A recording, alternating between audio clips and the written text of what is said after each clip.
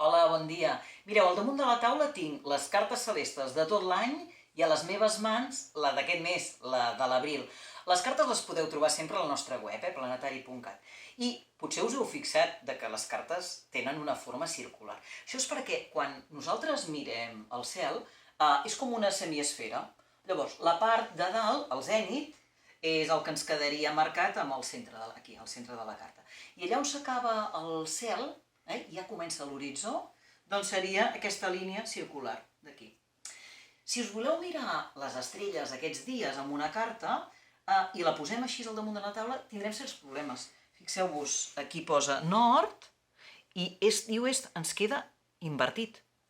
I és perquè les estrelles no estan a sota, les tindríem a dalt en el cel. La millor manera per mirar una carta és posar-la d'aquesta manera, però és molt incòmode, sobretot per les cervicals.